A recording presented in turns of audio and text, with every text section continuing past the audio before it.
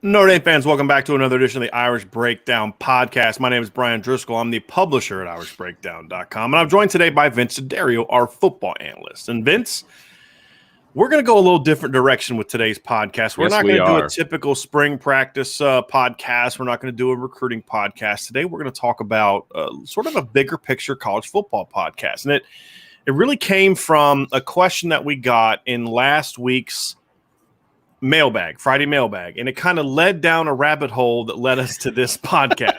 You could say that. And it was essentially kind of looking at it like, the question was about, the teams we love to hate. And then that kind of got you and I into a conversation about just different programs. And then that led to future off-air conversations about, sort of when is college football at its best? Mm-hmm.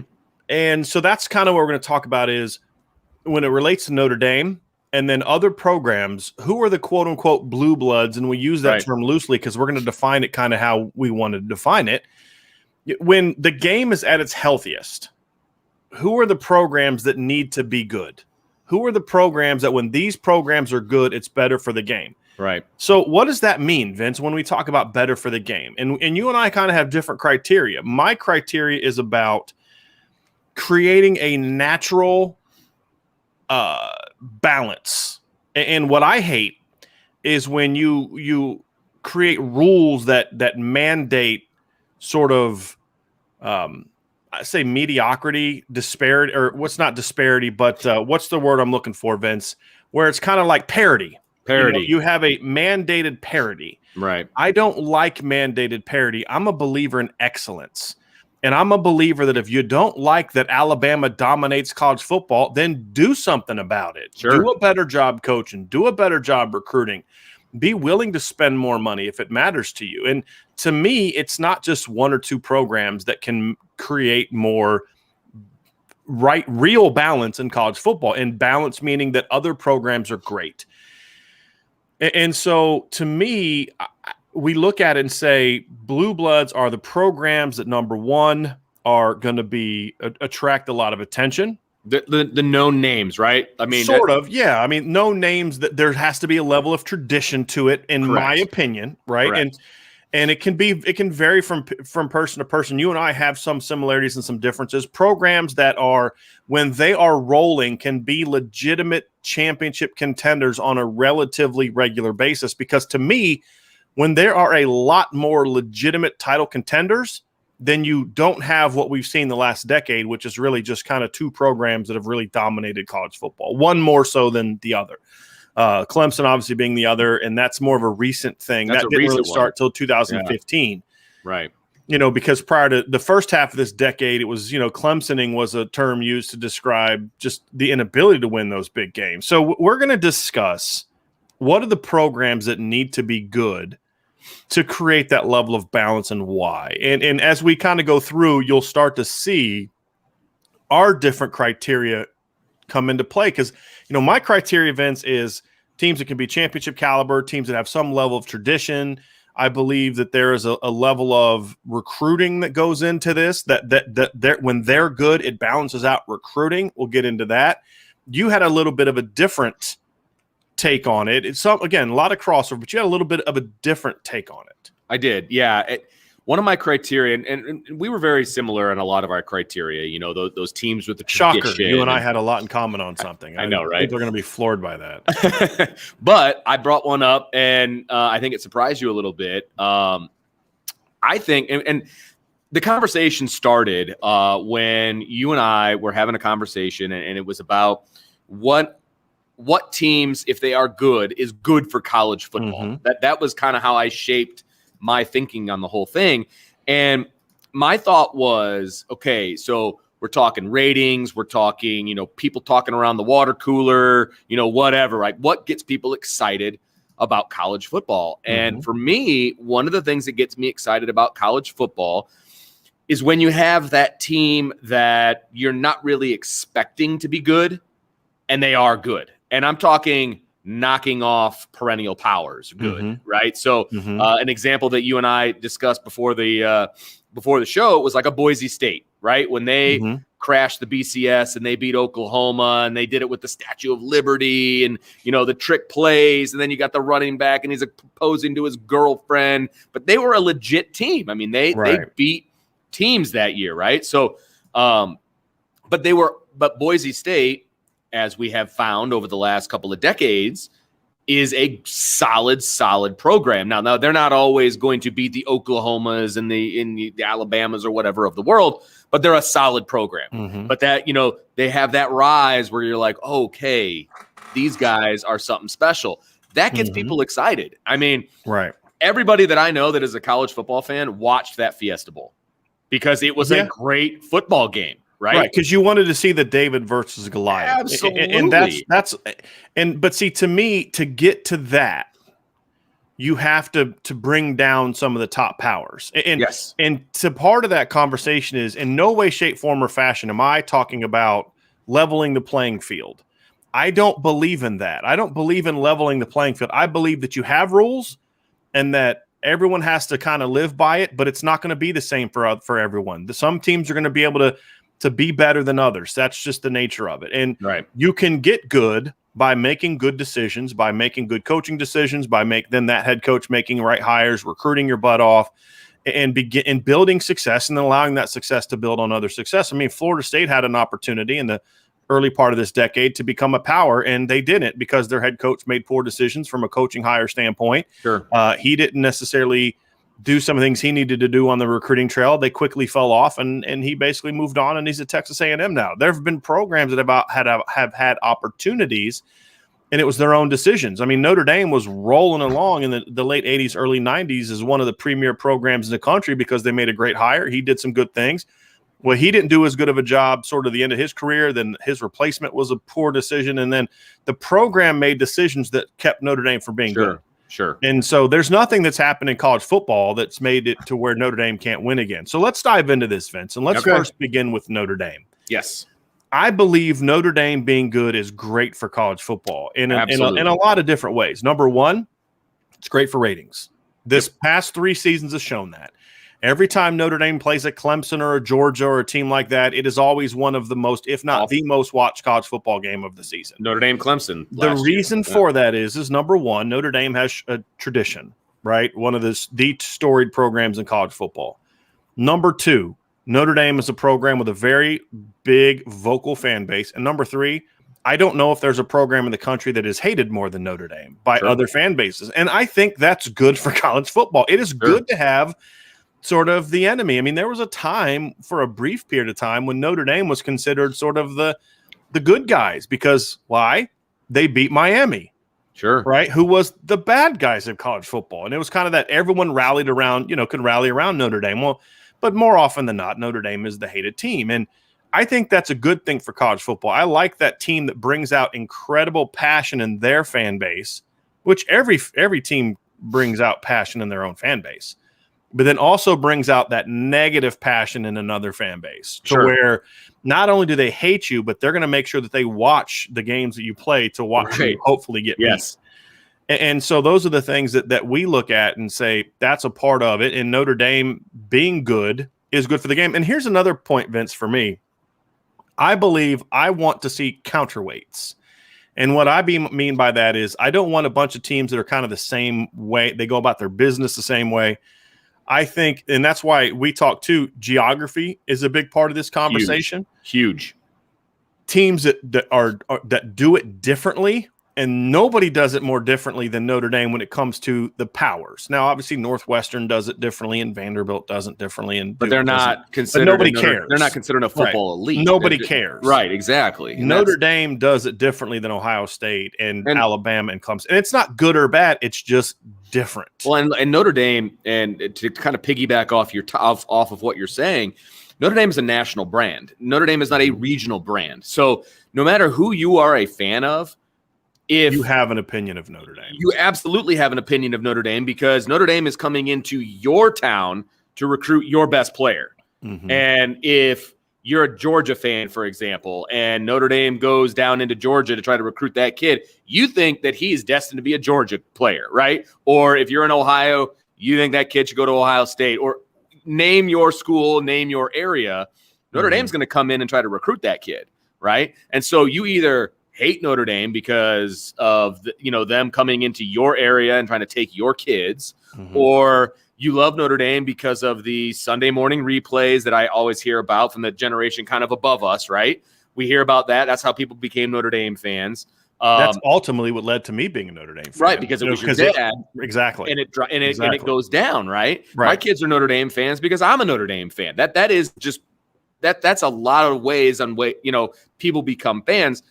And look, you could take this all the way back, and I know I'm preaching to the choir because people here are Notre Dame fans, but it goes all the way back to Newt Rockne going coast to coast to play teams, and he got in front of different people. Right. And you throw that Catholicism side of it in there. Right. That was the other thing I was going to say. It's a religious school. Absolutely. Where most of the schools that we're going to talk about are public schools. For sure.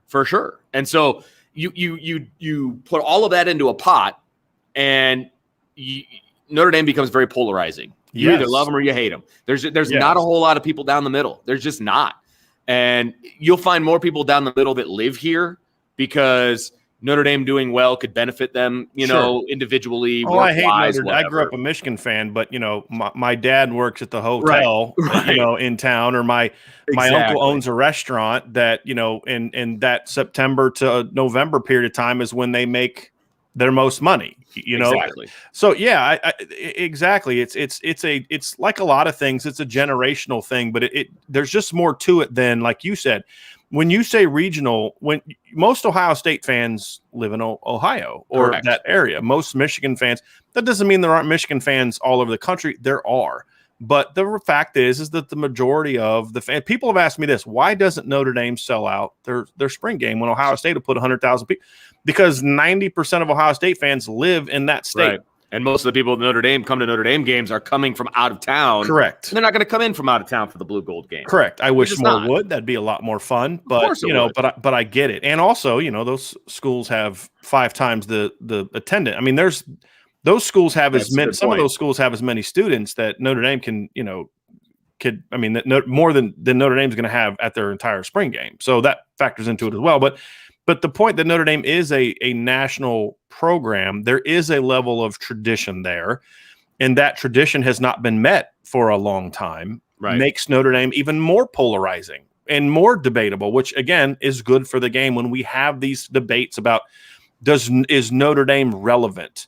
Right. Well, the fact that we're constantly having that debate says, the fact you have to keep asking this question is exactly why. So Notre Dame, the first ones to get their own TV, all of those. They've been the first to do a lot of things. Exactly, and that tells you right there that they're relevant. I mean, it just is what it is. And frankly, Notre Dame could do a lot better going with somebody else besides NBC from a financial standpoint. Right? They just could.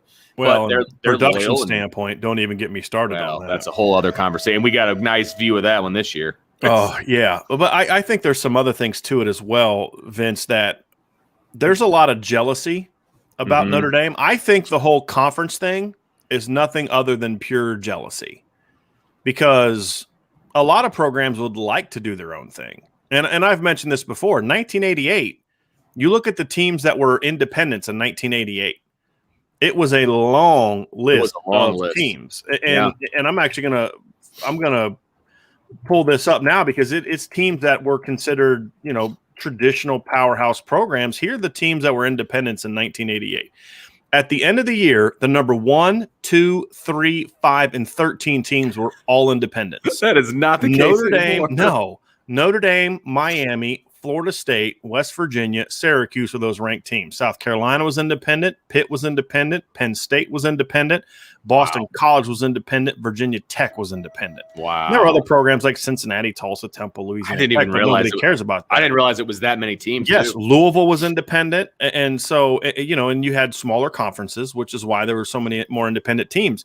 But if those teams could financially continue to be independent, there would be benefits to staying independent, as Notre Dame has found out. But no TV deal is trying to offer Penn State a deal to watch them play national football, because in very many regards, and we're going to have an interesting conversation about Penn State coming up, Penn State is a regional program.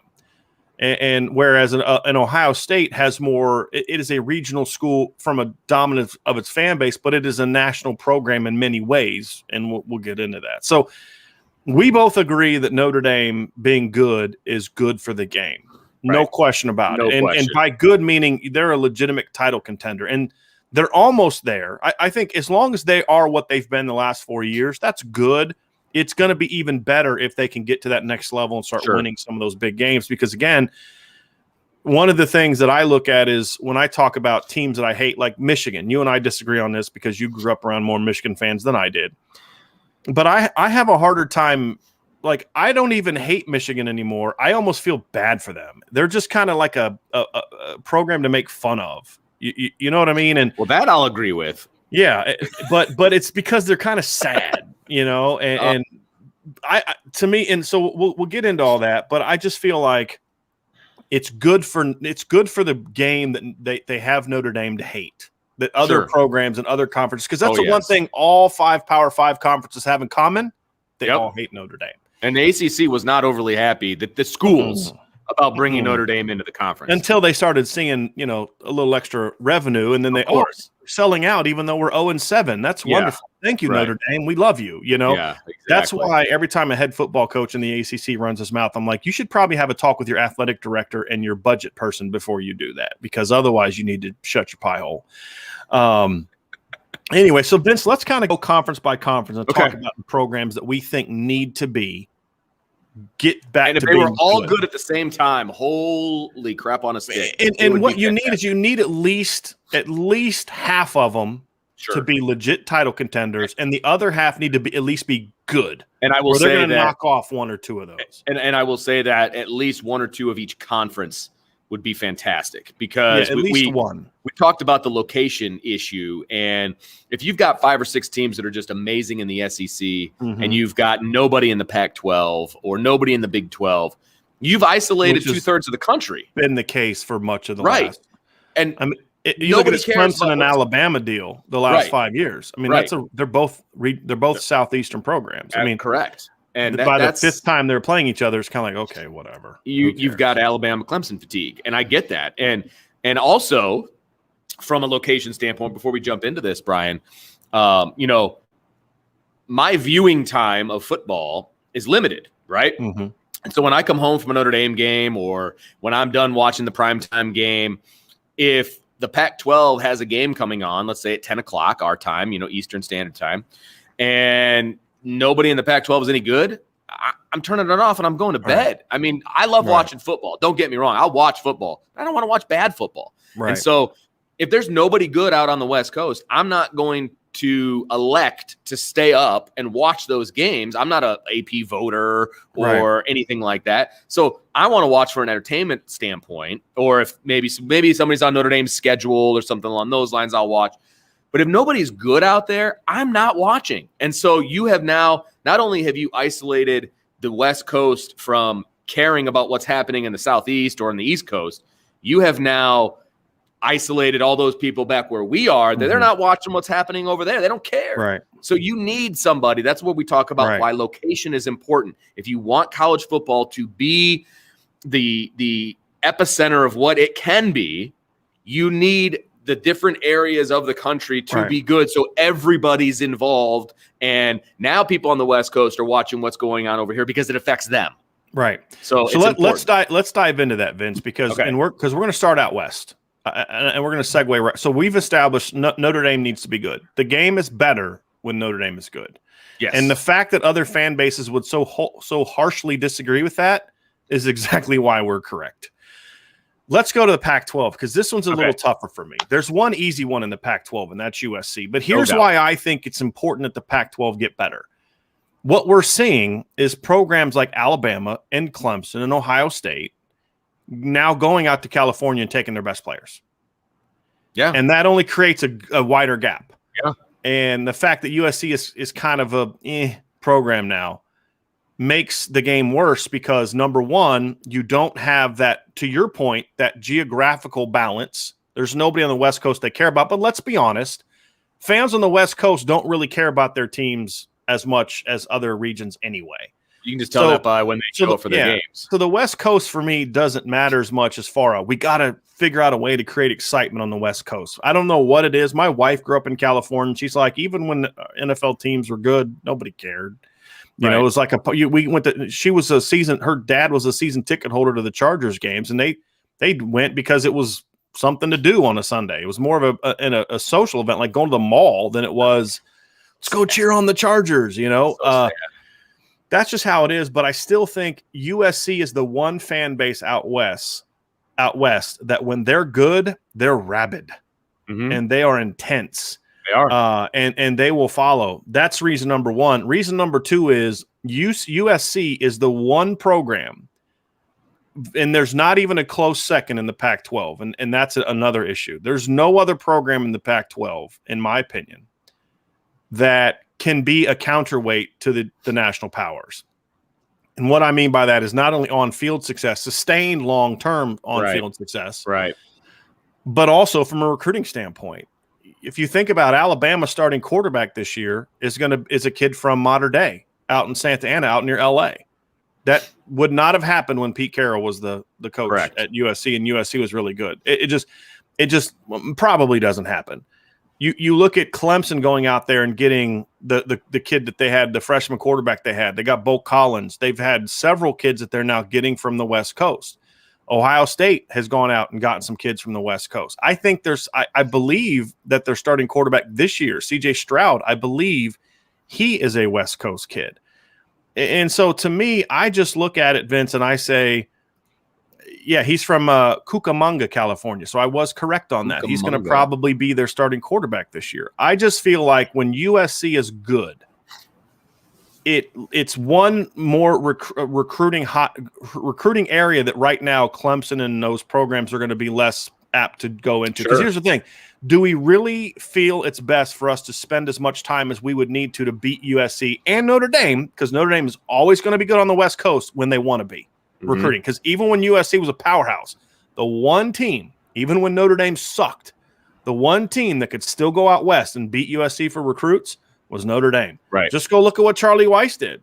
Notre Dame was going 3-9, and they were landing 5 stars from Mountain California. And that's why USC has always been such a thorn in Notre Dame's side, because even if they didn't have good coaching, which was the case for a long time, they had dudes, man, because they were plucking those LA kids like crazy. But then Notre Dame was a thorn in USC's side back then too, because Notre Dame was the one school that could go out and get some of their kids. Yeah, right. And if USC is good, fewer of those kids are going to go to Alabama or Clemson or Ohio State. Some will, but most won't. Absolutely. They'll stay home. Kids are more willing to travel now than they used to be. Kids are more willing to leave their regions now. It's much more of a global type of environment.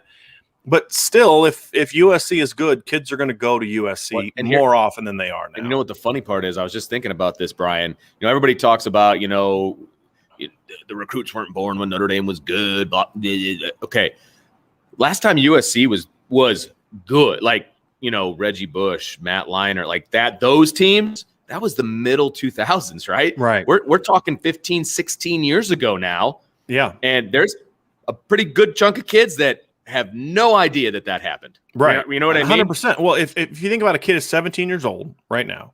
Yep. And he's turned 17 in this year. That means what? He was born in 2004? Right. You think he remembers a year later the Bush push and all that kind of stuff? No, he does not. Exactly. So you're absolutely correct on that, Vince, that to me, USC's been down for – I mean, heck, the best team they've had the last decade is a team that Notre Dame beat 49-14, their 2017 team. Yep. Or highest ranked anyway. Well, no, 2016 team was pretty freaking good by the end of the year, but they got blasted by Alabama the beginning of that season. That was before Sam Darnold took over as a starting quarterback, if you remember correctly. They got hot late. They lost like Utah early. They lost to Stanford, I think, early, and then just killed everybody the rest of the year, beat Notre Dame, and then beat Penn State in a great Rose Bowl. But to me, USC being good is better for the game. And it's better for Notre Dame, too, because that's one less big opponent you have to schedule. When USC's down, Notre Dame kind of has to okay, well, USC stinks. We have to go find somebody good, and that's why you add Ohio State and Clemson and teams like that, to your schedule. But when USC's a power, say, look, we don't have to schedule 3 other tough games because we know we got that one game against that team from LA that's going to build our resume. That's a really good point. So it's good for Notre Dame, but more importantly, it's good for college football. Now, here's the question, Vince. I have a hard time finding a second Pac-12 team that I could make a case for. The three that let's I would talk about a couple. Washington, Oregon, and then I was talking to Tim Priester from Irish Illustrated about this subject this weekend because I was in the car for 4 hours and I needed, you know me, I just can't sit there silently for 4 hours. He brought up UCLA, and I thought that was an interesting one because then they can somewhat keep USC from getting too big. Well, and UCLA, unfortunately, they have tradition at UCLA, right? But it's so long ago now that I think people forget that UCLA had tradition. At least that's how I feel. That's what I feel about UCLA. I do love the UCLA USC rivalry. I do like when they play each other and they both wear their home uniforms. I think that's pretty cool. But you know, and I was hoping Chip Kelly was going to be able to go down there and really kind of turn them around, but everything's kind of caught up to Chip Kelly. So yeah, although they were better this year. They were better. No, they were better, but they're still not in the conversation. Not close, right? And you know, I had Oregon written down, but Oregon was really good when Chip Kelly was there in that kind of small window. They didn't really have anything before that, and they haven't really had anything after that. Right. And what everybody knows about Oregon is that they're Nike and that they never wear the same uniform twice. And here's a couple other things about Oregon that lead me to say that's not a school that I would consider a part of this conversation. Oregon's had good teams in the past. You know, Mike Bellotti I remember the Achilles Smith teams, the Joey Harrington teams. Sure. They've didn't Dan Fouts go to Oregon? Right. I mean, they've had some big time programs at times, but they've never been a traditional power. They're too far in the Northwest, and Oregon is still not a recruiting hotbed. That's the other piece of it. Is to me, I just, you know, they can go into California, but if USC is really good and Oregon's really good, more kids are going to go to USC than Oregon. Sure. So I just don't. I wrote them down, but I didn't feel like I needed to add. They're them to in the list. The only other team that I would maybe consider, Vince, would be Washington. And the reason I say that is, they've won a championship. They had that little era under Don James and then Jim Lambright where they were pretty good. And I also think Washington's a much better state. I mean, Washington's producing a lot of talent. So I look at it and say, you know, maybe, and it's, you know, the Seahawks are one of the loudest, most raucous fan bases in the NFL, right? The 12th man and all that. That's an area to me that likes football a lot. So I look at them and say that's a team that perhaps could be a counterweight, but I don't know if they have enough tradition to be that. I'd have to talk to some folks maybe that are a little older than me to find that out. But, you know, Washington has their fair of tradition as well. Not only did they have that era under Don James and Jim Lambright, but, you know, Warren Moon was a great player from Washington. They've had some programs back in the day that were really, really good. And I say, if there was a second Pac-12 team, it would come from UCLA or Washington. I would probably lean towards Washington because I feel like they've actually won championships. I don't think UCLA's won a championship in a lot longer than Washington has because Washington's was in the 90s, it was like right? It was like 90, early, right? Yeah. Like 90, 91, something like that.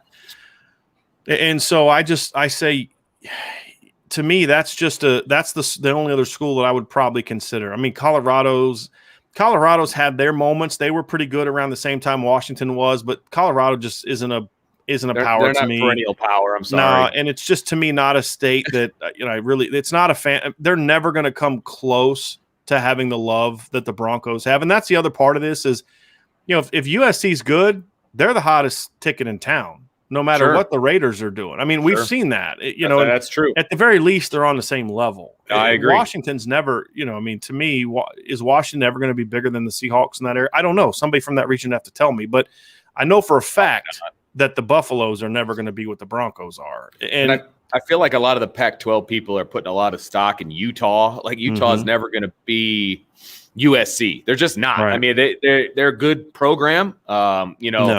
And it's hard just the state they're from. Sure. They're not. And neither of the Arizona schools are in it for me. No, gosh, Stanford's not in it for me. Cal's not in it for me. So to me, it's USC for sure. And then maybe we could talk UCLA and Washington. Now, if Oregon is good, it's good for the game from the standpoint of they bring a different, like a new age element. But if Oregon's not good, it doesn't hurt the game. And that ultimately, for me, is where it comes down to. Okay. And that's why I have a hard time putting UCLA and Washington into it, because when Alabama's not good, I think that hurts college football. When Notre Dame's not good, that hurts college football. Same with Oklahoma, some of these other teams we're going to talk about. I think USC not being good hurts college football. Yes, it does. I Washington and UCLA does not for me, and that's why I had a hard time doing it. Okay. That's interesting criteria. I like that. Okay. Yeah. All right. So we're moving to the Big 12. Yes. I believe is next, Brian. And yes.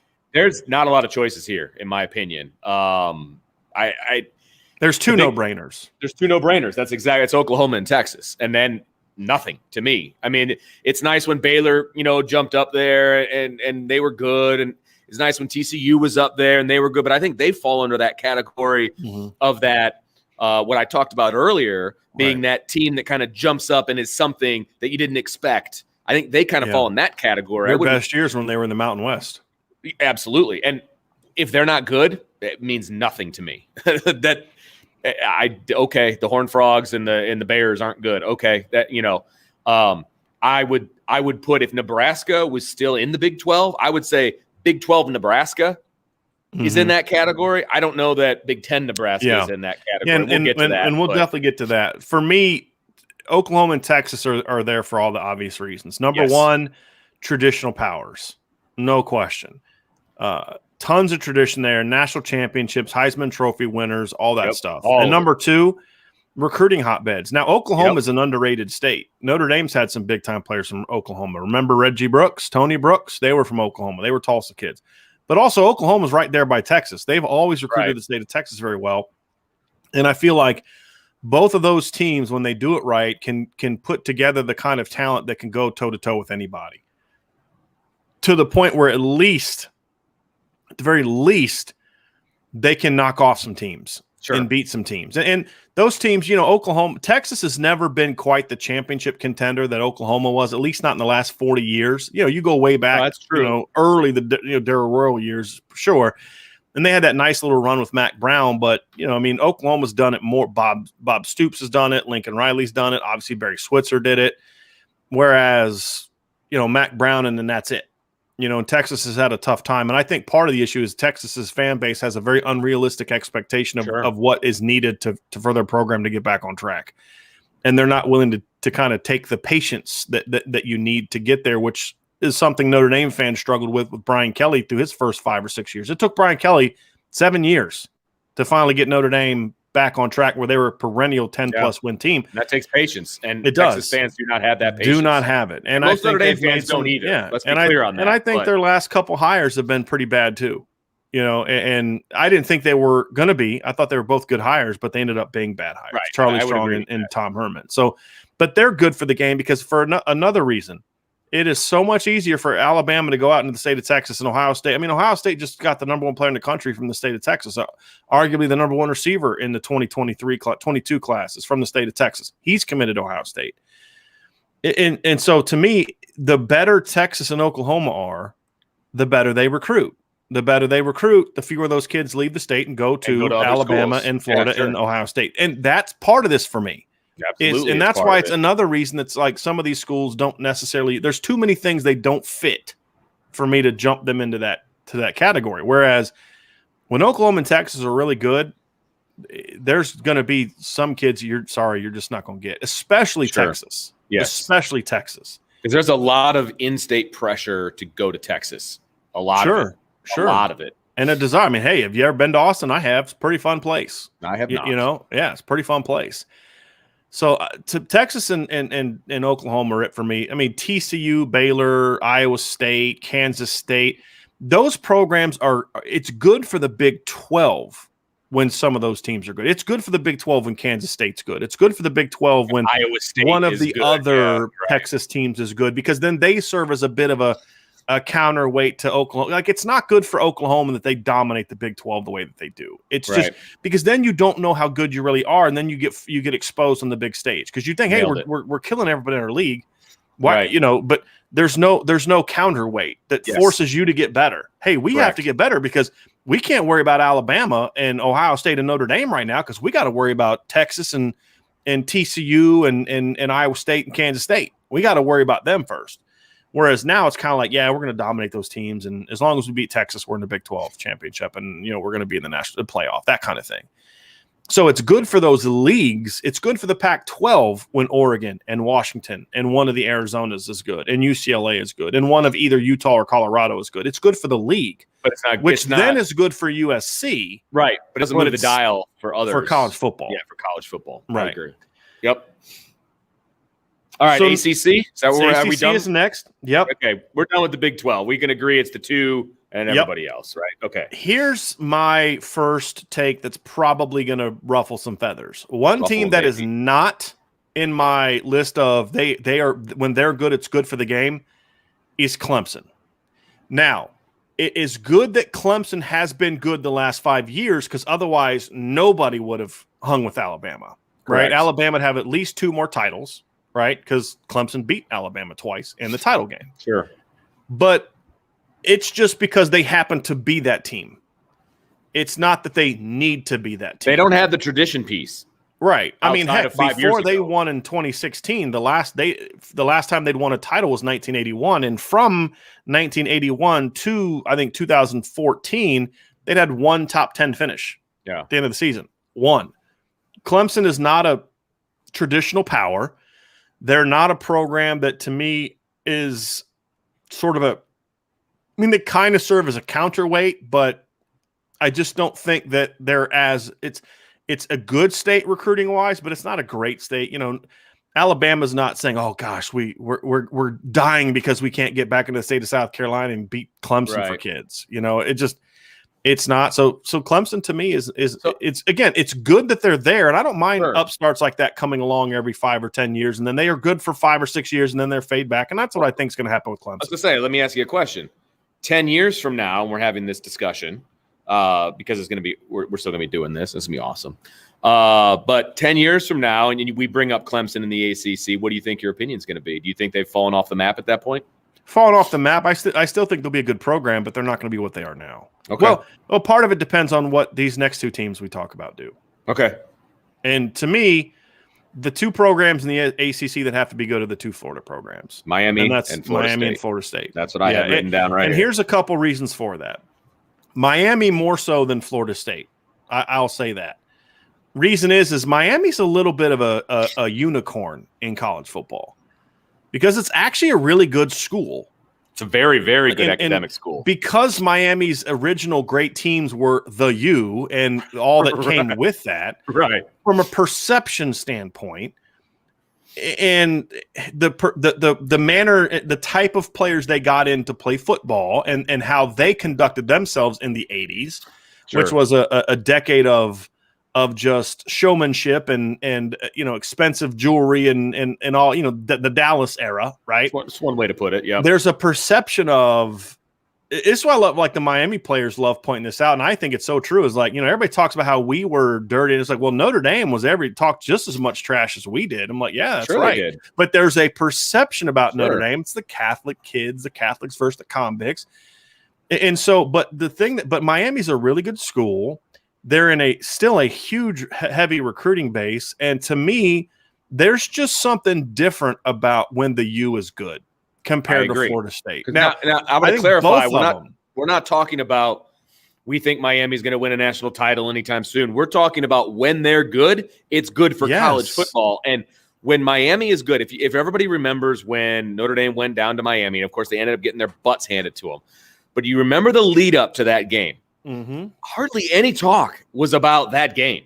It was all about what happened in the past. Yeah, 1988. That's what the talk was. And so when that's the talk, that tells me that it's important for college football, because people are turning on the television because they remember that, not because of the game that's about to be played. Right. And so that's what led me to Miami, because I was like, well, Miami hasn't been good for the last whatever. But when they were 2001, right? Yes. Oh, that's right. I forgot about that group. Yes. When they beat Nebraska and then lost Ohio State in 2002. Yes. Yep. It was the early 2000s. Yes, sir. Because I was in college. I do remember that now. Okay. So, but those are the Miami teams that I remember. Mm-hmm. And that's what it bubbles it to the surface, right? When Miami's good now, you start thinking about the past and you tune in. That's why it's good for college football. Right. To me, the other reason that I think it's important for Miami to be good is Miami is the one team in the state of Florida that can lock down half that state from a recruiting standpoint. And that helps all the other programs because it means Clemson's not coming down and getting as much. Alabama's not coming down. And so to me, when I talk about organic, natural parity, it's that right there. It's not let's create rules that makes it harder for Alabama to dominate, okay? Because Alabama's not, people say, well, Alabama cheats. Well, they're not cheating in a way that's any different than how Auburn and half the other SEC teams cheat. They're winning because they're coached better. They spend more on facilities. They are an innovative program. They do things to say, hey, we're going to do this, this, this, and this. Well, hey, what? You get to choose if you want to spend your money on that or not. There's no rule saying you can't have as many analysts as Alabama. If Notre Dame wanted to have as many analysts as Notre Dame, Alabama, they can afford it. They choose not to. Right. So Alabama's not breaking the rules.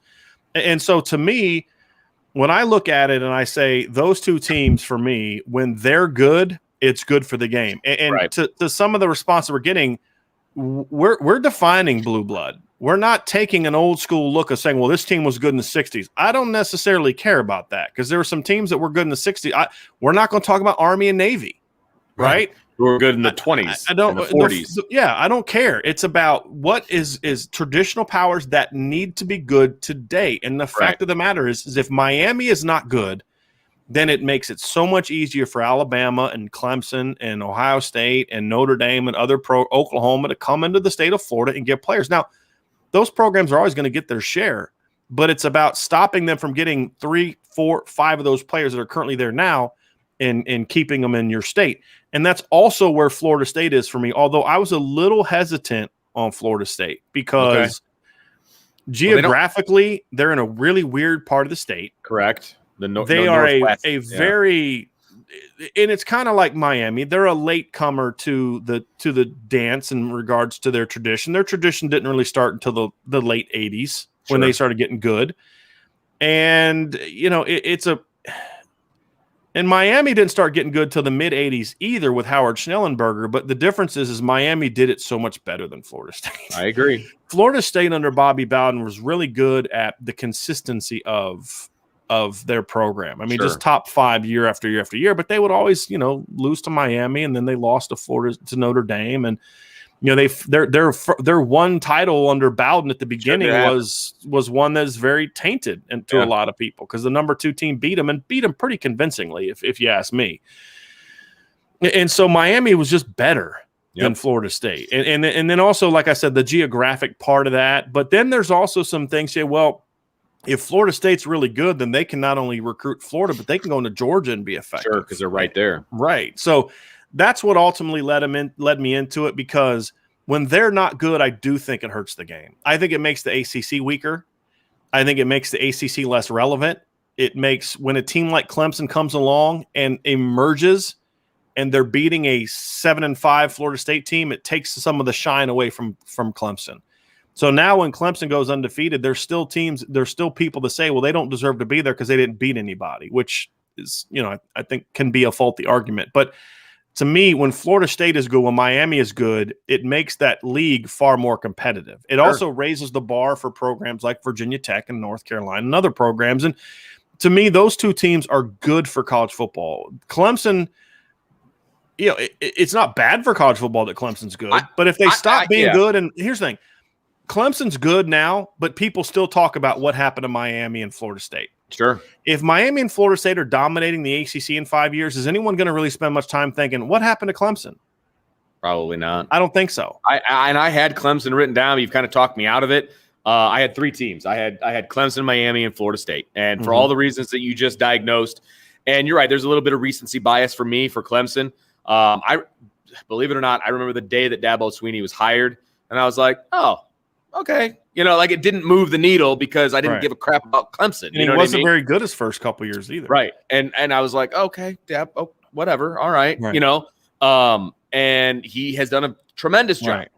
I'm not taking anything away from that, but can he sustain it? Can they sustain it, in the future? I think if we have this conversation 10 years from now, like I mentioned before, and they got maybe 2 more titles under their belt, then I Maybe. think that they're but part I of this still conversation. believe that if Miami and Clemson got good, more people would care about that than they'd care about Clemson. I could be wrong on that, but that's just kind of how I feel. I think Clemson coming along good sooner than later, though, because I think that the that people gap that is just remember when they were good are, you know what I mean? It's not, to me, it's not just about remembering when they were good. It's not just about that. It's look, you don't have to be very old. You could be a teenager and you're going to know about the U. I mean, you are.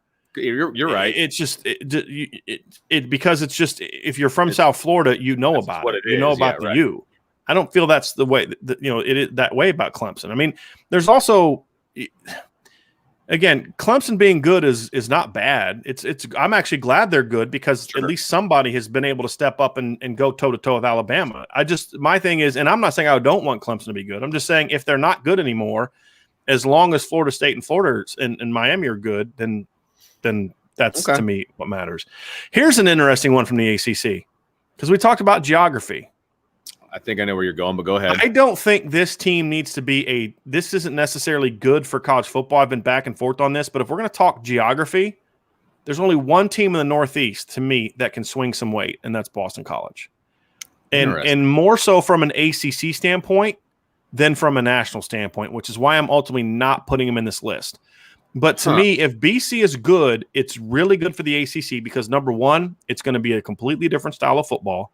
Number two, it's the one true Northeastern program because no one cares about Syracuse, right? And also because they have a little bit of that Notre Dame in them.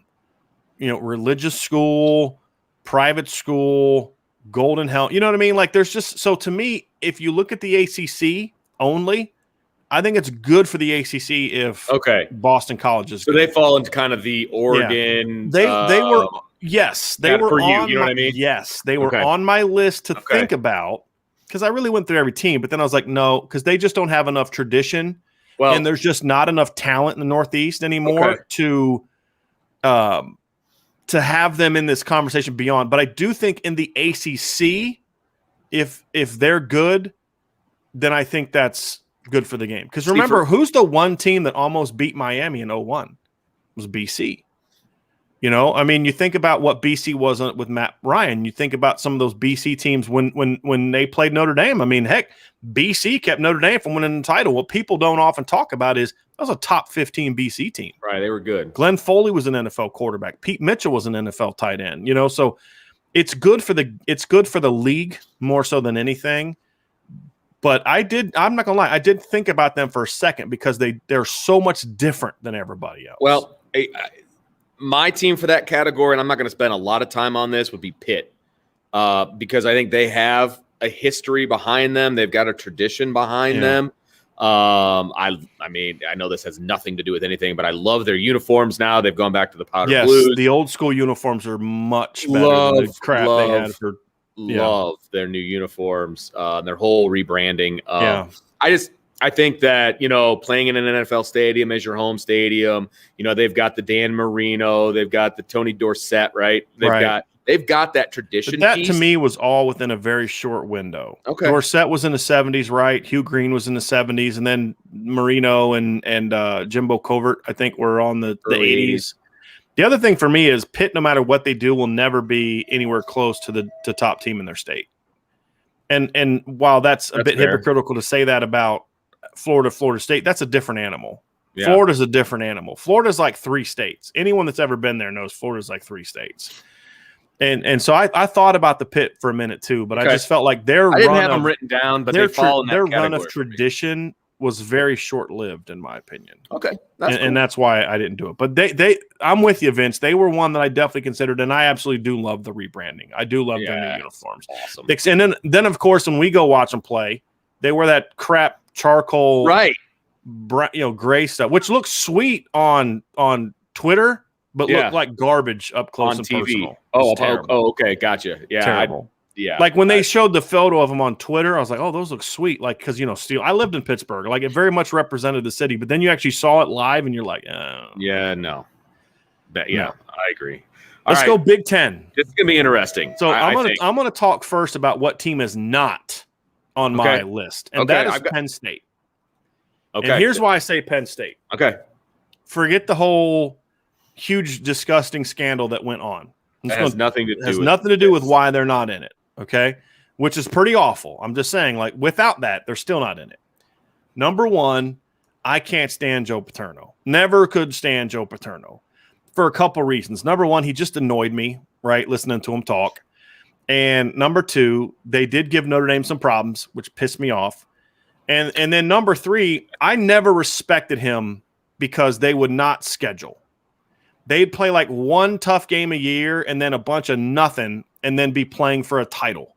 Yeah. And whereas like, Miami's playing Notre Dame and Florida State and Michigan and Florida, Florida, and they're Miami back in the day would play. They very much had a anyone, anytime, any place mentality. Sure. I mean, Miami, I remember they went up the year that they should have won the national title with Butch Davis. What was it? 2000. I mean, by the end of the year, Miami was as good as anybody. Right. And the reason they didn't get in, number one, because the BCS system was awful. And number two, because they lost to Washington the beginning of the year at Washington. That's right. When will Florida ever go to Washington to play Washington? Right. The answer is never, right? And so to me, that is kind of one of my beefs with Penn State. Now, they're getting a little better about that now, but that was my big beef with Joe Paterno was they wouldn't schedule. And when they did schedule, it was usually regional. Ohio State, Notre Dame, Michigan, and that's part of my issue with them. And the other part of it is they are very much a regional program. Now, they are incredibly popular in that region, but they are a regional program. And I don't value, and because I don't respect their tradition, then I have no use for Penn State. Now, is it good for the Big Ten when Penn State's good? Yeah. Is it good for Midwestern football in general to have a Penn State team that can go down and beat a Southern team? Sure. Just like it is good that's why I love when Wisconsin goes down and does sure. that. But to me, Penn State is more, to me, they're not in that league. And here's the other team that's in the Big Ten. Well, first of all, before I move on to my other team, Vince, what are your thoughts? Because you had made a face when I said Penn State, because we did not talk about the specific teams before the show for this very reason. Well, I made a face because I was going to say the same thing, and I was like, stole my thunder. Because for Penn State, for me, if they're not good, I don't care. Like it doesn't move. Neither does anyone else outside of the state of Pennsylvania or New Jersey. And and when they're good, or when you think they're good, and a good team is going in there and they do the whiteout nonsense, it never seems to affect the team that goes in there. Like it feels like to me, and I don't have any stats to back this up. No, they've talked about this. Their whiteout record is not nearly as good as ESPN makes it out to be. And that's what I was going to say. I feel like whenever they're hyping up this whiteout stuff, that the visiting team goes in there and wins. Like I don't. Right. Again, and I may be mistaken on that, but that's how it feels to me. So it doesn't feel like all that hostile of an environment to go into. It doesn't. Those Penn State Notre Dame, that the snow game. Was that a big game because it was Penn State, or was that a big game because it was snowing? Right. I think it was the latter. It was a big game because it was Notre Dame. Right. And by the way, they're 8-8 in whiteout games. There you go. They're 500 at home when everybody puts their wife beater on and is out there cheering. Like that's not good, So Penn State never moved the needle for me, and I don't have a hatred or a dislike for Joe Paterno. He's just an old man coaching football when I started watching. And so it didn't really do anything for me. Him and Bobby Bowden were kind of in the same category for me. Like they're out there as figureheads, not really doing anything. Like that was my perception. And they just hired people to do all the work for them. They just gave the interviews. And so, they never moved the needle for me either. Neither one of those guys. They were just old dudes who needed to retire a long time ago. Right. And so Penn State was, I don't know. They never really did it for me. So I don't feel like if they're good, it's better. If they're bad, it's worse. I don't think it matters. It matters for the Big Ten, maybe. It definitely matters for the Big Ten because there needs to be a counterweight. That's another conversation. Yes. Well, I mean, but where else would they be if they're not going to be? They're not going to be independent. Yeah.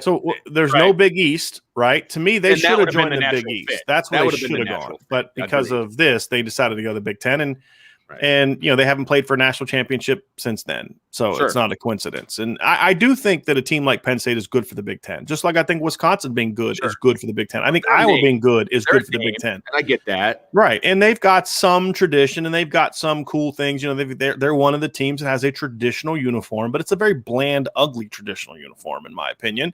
And I could not care less if Penn State kept their uniforms the way they are, because I think they're boring and ugly. And I'm sure Penn State fans are like, "Whoa, you're a Notre Dame fan." I'm like, "Hey, I'm sorry. Gold is way better than white." So a bunch of people can go to Walmart and buy a white T-shirt and go to the game and be like, "This is cool," like whatever. Right. I just don't care about Penn State. I don't think that them being good hurts the game. I think them being good is good for the game. But here's my thing: if Penn State is good, I think that's good for the game. But when Penn State's bad, it doesn't affect the game. It doesn't matter. It doesn't hurt the game.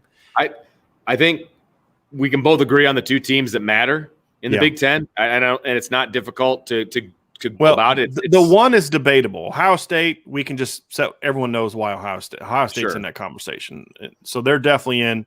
Let's talk about the other one. Michigan is who you're referring to, because I know this pains you to say this. Well, I just want to kind of see you squirm a little bit as we're talking. Well, I felt like I needed to put my arm around you when we were talking about Penn State, but anyway, the whole Michigan thing. Look, I'll admit that when they're good, it's good for college football. And when they're bad, I'll turn it on and watch them get their butts whooped, right? Because that makes me feel good.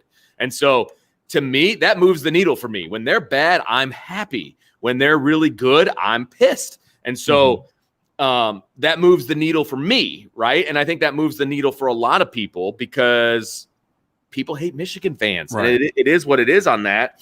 And they are a team that people love to hate. They are. And so if I'm turning on the TV to watch them lose, any team that I'm going to turn on the TV and root for them to lose is important to college football. Yeah. You know what I mean? And Michigan falls under that category, and Ohio State falls under that category for me. No one else in the Big Ten falls under that category. They just don't. Like, I find myself kind of rooting for IU because they're usually an underdog. We can talk about Nebraska. Like I said before. We'll get to them. We'll get to them in a second. Yeah. Okay. So for me, it's Michigan and Ohio State. It's not close, and there's a pretty big chasm between everybody else. Penn State. I would say Wisconsin. I would say Iowa. They fall into that Oregon kind of category. It's good for good for the league. Yeah.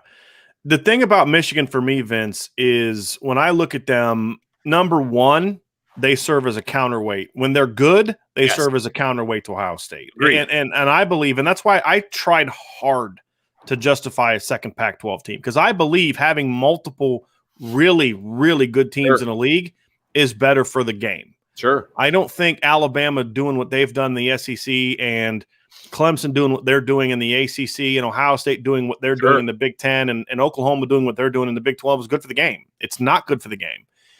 And to me, Michigan can be that. And I know that Michigan was not a team that's won a lot of titles, but if we're being honest, you go look at the 70s, 80s, and 90s, and Michigan has played in and won some really big games. Sure, and Michigan was a team that also would not back down from a fight, especially in the Bo Schembechler era. Some other coaches, they've chickened out and then project their own cowardice onto the team that, decided. And those Ohio State Michigan games, they meant something. Oh my God. Every year. Every single year, those meant something. Now, it hasn't meant a lot in the last few years, but back when I was growing up and I was watching football, that last game of the season, it meant something every single year. And something on the line for one of those two teams. Or it was on the line for another team based on what the outcome was of that game, right? It was influential to the rest of college football. A lot of Rose Bowls that were decided by that game as far as who was going to play in it. Yes, absolutely. I mean, I still remember the 1-2 game from, what was it, 06? That was a phenomenal game. Sure. And there were people that were saying Michigan should have had a rematch against Ohio State, which I thought was kind of silly, but there were people that said that. And I think they're good for the game. I also think Michigan is more of a national power than a lot of maybe Notre Dame fans like to admit. And I mean that because they are. And you know what's helped with that? And I often say this as a joke, but I'm being serious now. Their basketball program has helped with that. It really has. I know people that are now Michigan football fans because they first started watching the basketball team back when the Fab Five played. Yep. That has helped. It really has, because it's a football school that became real super popular because of the basketball program in that era. Well, if we're being honest, and it's funny and that because benefited the football program. I've got friends who are basketball fans of Michigan, but they hate the football team because of the Fab Five. I know people who are Notre Dame football fans who are Michigan basketball fans because of the Fab Five. I can't, that doesn't compute for me. Like the ones and zeros in my head, that doesn't. I'm sorry, that will never. I respected the Fab Five. When I was a kid, I did not like them because they were from Michigan, and I respect everything that they meant and all. I get all of that, and it was fun to watch the documentaries and things. It doesn't compute for me that you can like Notre Dame football, Michigan basketball, and be the same human. I get it, but it's true, and it's only true because of the Fab Five. Yeah, that doesn't exist for people if that doesn't happen. For sure. So to me, that created a unique thing that allowed Michigan to become. I mean, Michigan will go out to California. Well, they did when they were good. Yeah, they would go out to California and recruit. They would go to Texas and recruit. They would go into Ohio and recruit. Jim Harbaugh doesn't even attempt to battle Ohio State for kids in the state of Ohio anymore, which is embarrassing. It is embarrassing. Hey, where's Charles Woodson play ball? Where did Charles Woodson play ball? Right. He was from the Toledo area. So that's why kind of Michigan is about 4 or 5 years from dropping out of this conversation, in my opinion. They are close. Probably true. Because they don't have the championship history. That's sad. That's so sad. They don't have the championship history, and they're becoming to the point where they're now more of a basketball school than they are a football school. Sad. If we're being honest, I mean, and it's not just because of the Fab Five, but look what John. Look, they were the number one seed. They were one of the number one seeds in the NCAA tournament. They made it to the Elite Eight without their best player, right? Isaiah Livers. John Beilein had them from 12 to 13 season to now. Michigan's played for the national title twice, right? Under Beilein. This year they were an 8 seed. They have the number one recruiting class in the country coming in basketball, and they have a basketball player on their football uniform, which I understand if you're North Carolina. Sure. Yeah. But, I mean, honestly, for the last 20 years, let's stack up Michigan's football success against the Michigan's basketball success and see which one's better. It's not close. Yeah. It's not close. And so, to me, Michigan is very dangerously close to removing themselves out of the blue blood conversation.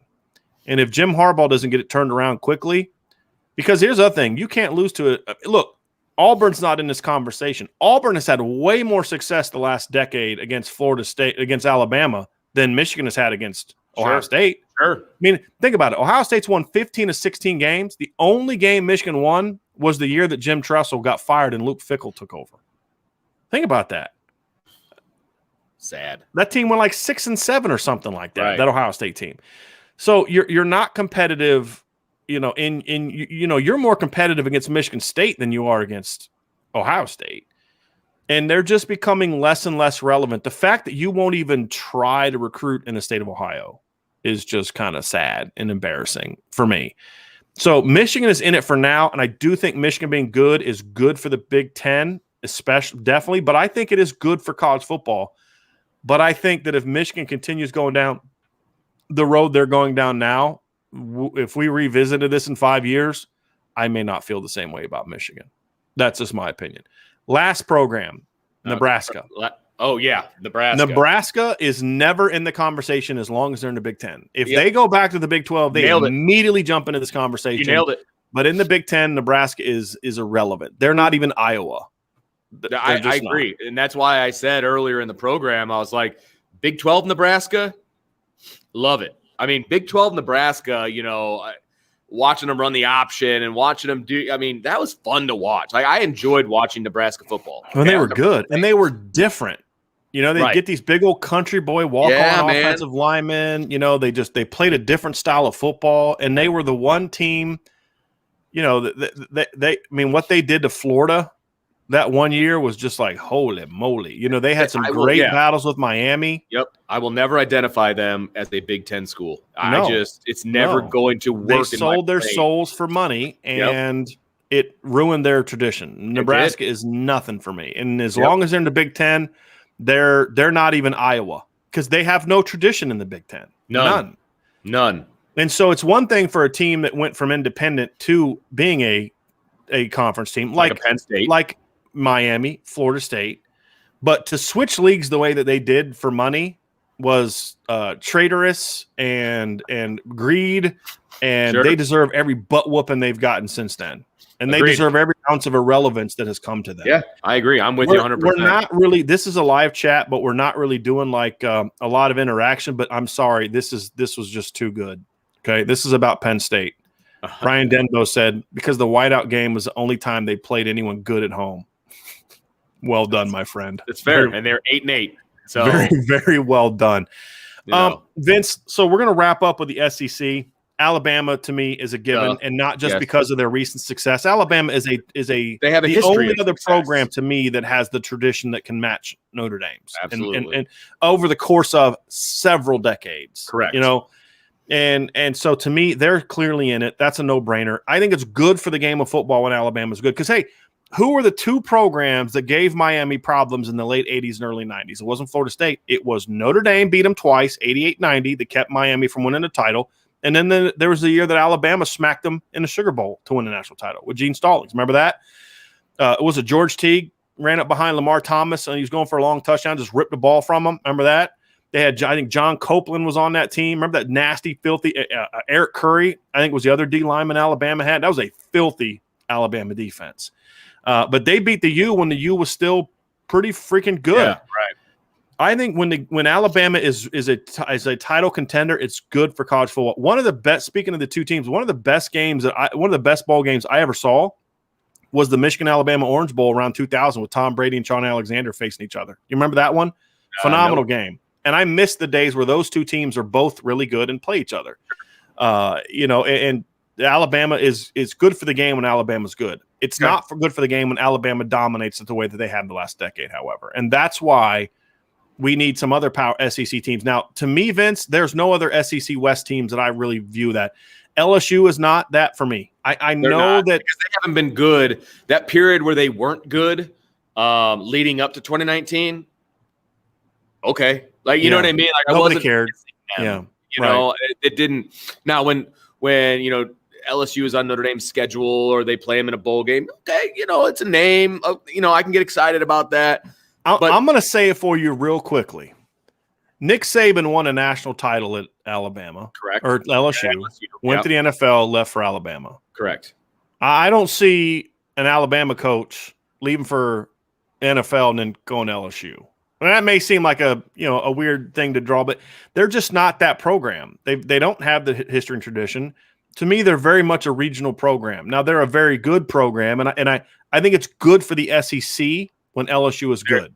Again, I don't think that right. I don't think them being good helps or hurts the overall game from a big picture standpoint. It just makes the SEC more competitive. I think any program that can create more competitive balance within a league is good for that league, but it doesn't impact the game as a whole, in my opinion.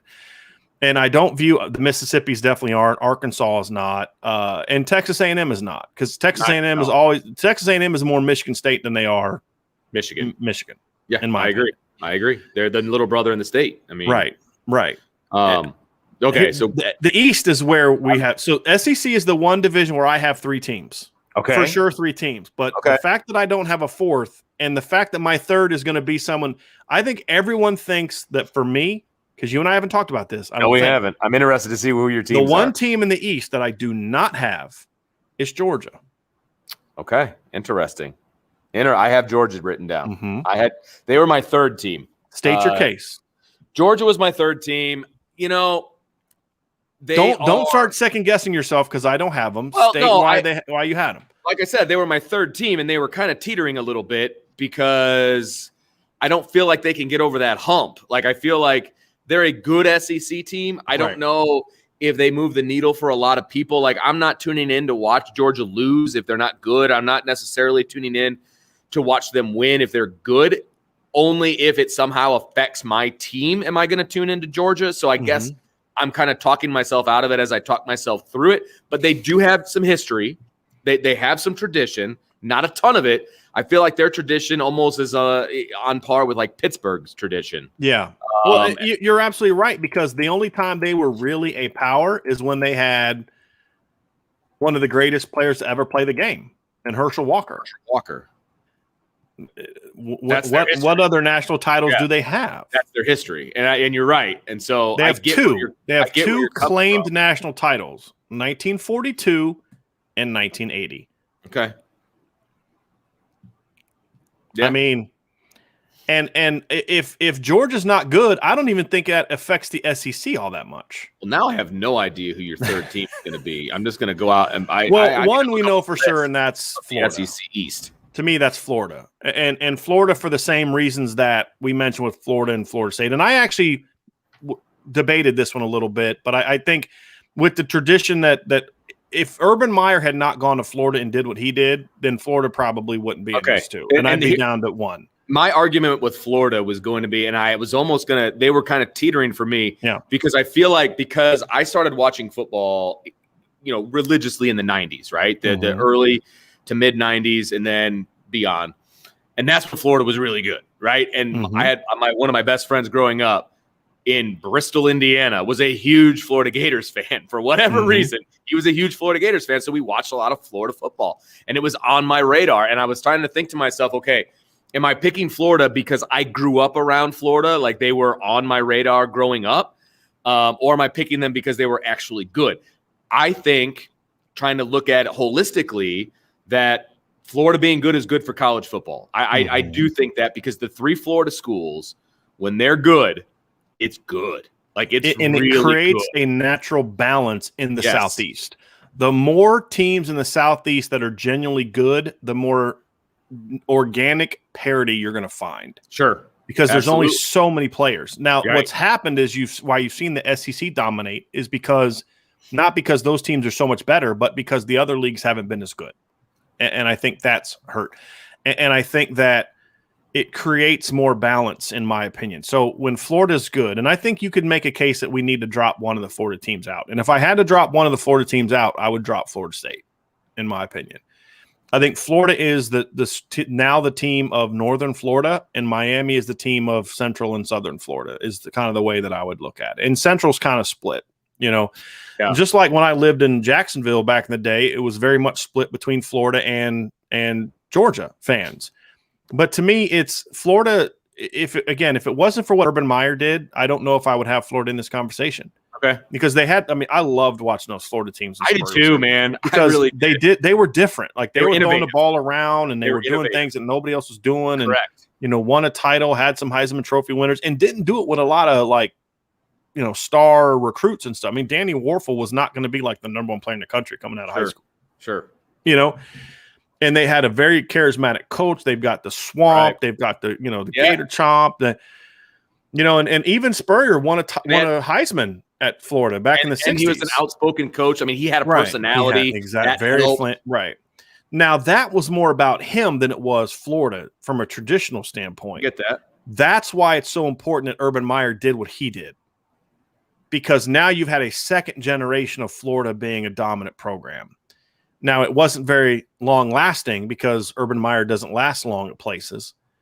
But I do think that helped them. And now, again, they're a team that if they don't kind of start winning being more competitive, I could see a case in 5 to 10 years where it would be less than that, actually, where people start arguing that Florida needs to be out and Georgia needs to be in this conversation. But to me, Florida has more national championships and more recent success and more long-term success and all those kind of things, where Georgia's always been pretty good, but they've never been great.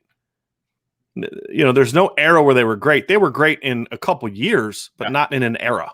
Sure, I get that. I still want to know who your third team is, because I'm looking at this list and I don't know. Tennessee. You're going to say Tennessee. Okay. Tennessee. Now, again, if we're just talking about recency, no way. Because for the last 10 years, Tennessee's been a freaking joke. Correct. But here's why I think it's right there. So again, this isn't evaluating who's good. I'm saying this is when it's good for the game, because to me, Tennessee is the bridge between the North and South when it comes to college football. They're part Northern, part Southern. They can recruit Ohio. They can recruit Kentucky. They can recruit the Northeast better than than other teams can from a geographical standpoint if they're good. They can also recruit the South. There's tradition there. It's a great stadium, great college campus. They've had some success winning, not there, but they're more Georgia from a winning standpoint than they are some other teams, and that's kind of the rub for me. But to me, Tennessee is in this conversation because at the very beginning of this, we talked about the importance of geography. Yes. Right? Yeah, good point. And Tennessee, to me, is that program that it brings a little something different to this conversation than a lot of these other programs. So to me, Georgia is just like Florida. They're just like those SEC schools. Tennessee is also unique because Tennessee used to be a big rival of Alabama. And it doesn't get as much conversation now because they're terrible. Because they're awful. But for a period of time, you could argue that Tennessee was the biggest rival for two SEC teams in the 90s. You could make that case where, yes, Florida State and Florida was the bigger, rivalry from I hate you, you hate us. But in regards to the winner of that game was going to be the SEC East team champion. Mm-hmm. And so it was more of an on-field rivalry. Whereas Florida State is as much of an off-field rivalry as an on-field rivalry. There's a period of time where the Tennessee-Florida rivalry was big time because the winner was going to play for the SEC East. And because back then the East was better than the West, whoever won that game was then ultimately going to be the SEC champion, yeah. And then obviously you had the great Peyton Manning years, and T. Martin wins initial national championship, things like that. And so I just feel like that is why I'd go with Tennessee. If Tennessee is good, it's better for the SEC than if Georgia's good. Georgia being good only serves as a counterweight to Alabama, and to me, there's no other intrinsic value. I mean, just look how many kids, even though Georgia's good now, look at how many kids still leave the state of Georgia. Sure. I mean, good luck getting a kid out of this. If Manny Diaz went out and won a national title this year, good luck getting a kid out of South Florida. Right. He would have the southern half of that state locked down. Yeah, it'd be the same as the state of Miami. It'd be back to that. It's the state of Miami. Yeah. And so to me, Georgia to me just isn't a needle moving program. Tennessee is probably my most controversial one on here, but I feel like I agree. Tennessee has had some great games with Notre Dame. They've had some, they're a team that can easily establish rivalries with northern teams. I would love to see like a Tennessee Ohio State if they're both good. And so that to me is just kind of where I look at it, and I say that's good for the game of college football. If Tennessee is good, it's the most northern team in the SEC. That matters for football, because nobody gives a rip about Kentucky, right? No, not outside, not in football. This is we're not talking basketball, right? We're talking football. So to me, they're the most northern team that could potentially be a contender, and I feel like they have great rivalries with teams in the East and West. And that's why, to me, Tennessee being good is better for the game than Georgia being good. All right, fair enough. Maybe, again, Georgia could swing some weight in the league, but I feel like Tennessee is my team. So that is my three for the SEC. You went Florida, Georgia, Alabama, correct? I did, yeah. Yep. I mean, yes. And I wrote down LSU, but then I crossed it out because I was like, no, that doesn't do anything for me. So, but yes, those were my three. Cool. So. Yeah. Yeah, so that would be it. Again, when some people are kind of getting in late, we're not talking about blue bloods from simply a tradition standpoint. I feel like that is a very narrow, it's a different conversation, frankly. Yeah, and because otherwise, let's start talking about Army and Navy. I mean, Army and Navy I believe both have more national championships than Michigan does. Yeah, right. Yeah, I believe Navy. So. I believe Army has more national championships than Georgia does. Right. So if we're going to talk about who was good 60 years ago. That's not blue blood to me. This is about the blue bloods to me are the programs that are, when they're good, it impacts all of college football. And to me, that's kind of where we are with this conversation. So I think some of those teams you could leave out. I think there's some teams that you could make a case to be in. What we want to find out is we've seen a lot of people, leaving comments and things like that. We appreciate that. This is funny. I love it. Steven Martinez. I remember playing NCAA football when I was in high school in 2002, and all the powerhouse teams like today, Alabama was trash in the video game. Alabama was horrible back then. Yeah, well, they had their years where they were up and down. Like the year that I remember with Sean Alexander, where they played Michigan in the Orange Bowl. That was a really good Alabama team. But then the next year they'd go out and be bad. Like remember Mike Shula had like that 10-win team, and then I think he got fired a year later. You know what I mean? Like they weren't a real legit power team. But, go back to the 90s when Gene Stallings was there. I mean, there weren't a whole lot of teams that were unafraid of the – Florida State was afraid of the U. Florida wouldn't even play Miami back then. Notre Dame and Alabama were teams that would go toe-to-toe. They didn't schedule them in the regular season, but, they played some really epic games, those programs. So that's why I'd put them in there. And so that is it for today's conversation. Just had some fun with it. I'd be curious to hear some of y'all's thoughts about who you think should or shouldn't be. Push back on some of our some of the teams that we talked about. We could talk about some big picture things like if I was football king, I would get rid of the 12 to 14 team leagues. I'd bring the Southwest Conference back. I'd bring the Big East back. I'd put more teams there'd be a lot of things that I would do, but this is the realistic of where we are in college football, and we try to stick with the realistic aspects of that.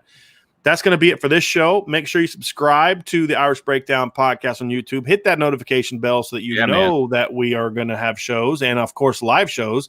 Subscribe to our podcast wherever you see it, wherever you get podcasts. Subscribe and give us a 5-star rating. We would greatly appreciate that. Check out irishbreakdown.com. And tomorrow, it's not going to be live because I'm going to record it later tonight.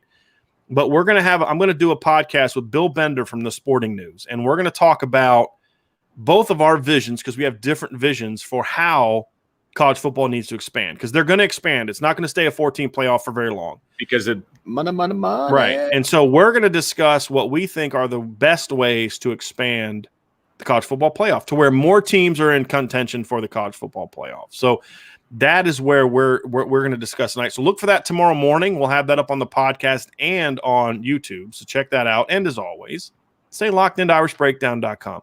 Thanks for joining us in today's show. Thanks for being a part of our Irish Breakdown community, and we look forward to talking to you all again very, very soon.